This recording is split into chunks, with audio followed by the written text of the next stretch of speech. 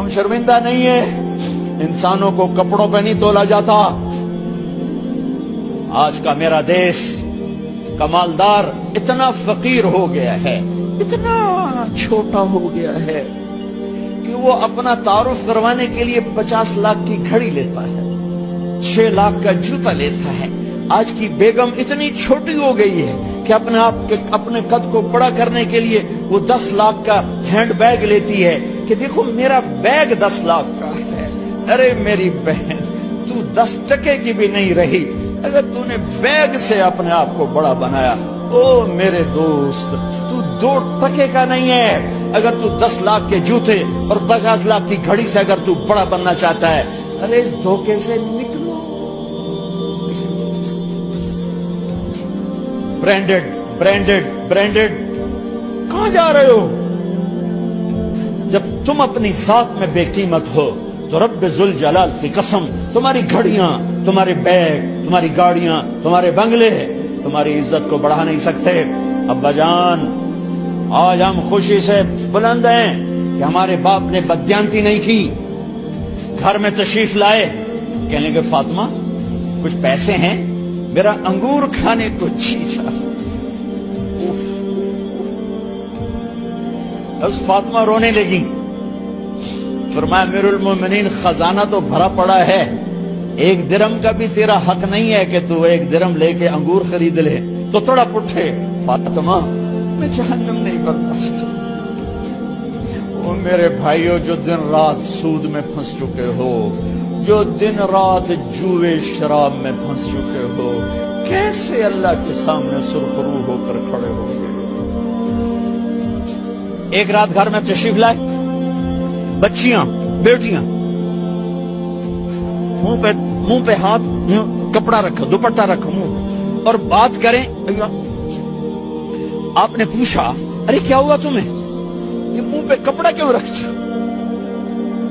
ہو؟ تو خاموش ہو گئی، لیکن گھر کی خادمہ رو پڑی، کہا امیر المومنین آج آپ کی بیٹیوں نے کچا پیاز توڑ کے اس سے روٹی کھائی، سالن کھائی۔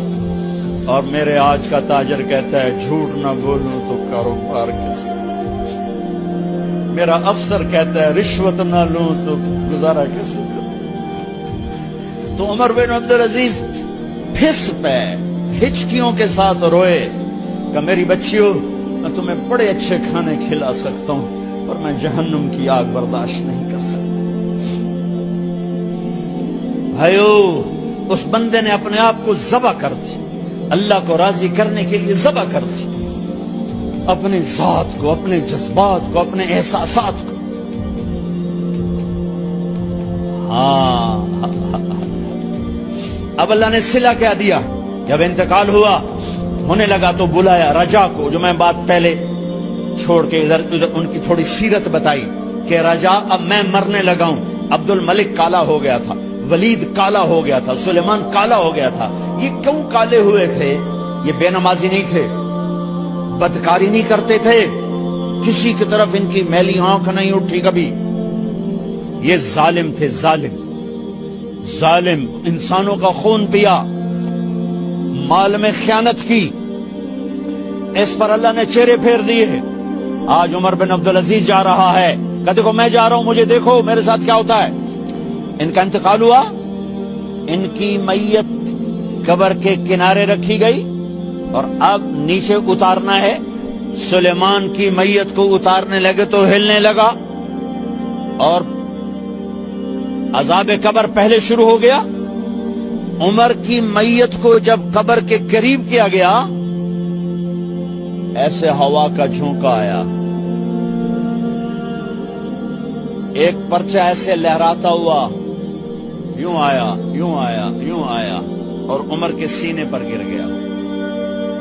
لوگ کٹھے ہو گئے، پرچے کو کھول کے دیکھا گیا تو اس پہ لکھا تھا بسم اللہ الرحمن الرحیم، براءۃ من اللہ لعمر بن عبد العزیز من النار۔ یہ پروانہ ہے اللہ کی طرف سے اس کے بندے عمر کے لیے کہ اسے جہنم سے نجات کی خوشخبری سنا دی جائے۔ آہا، مرنا ہو تو یوں مرو، اللہ अल्लाह ऐसी मौत दे दे। कहते हैं मैंने उनको कब्र में उतारा, जब कब्र में उतारा तो क्या देखा, मैंने कफन की गिरा खोली तो चेहरा किबले की तरफ, और यूं लगा जैसे 14वीं रात का चांद कब्र में उतर आया।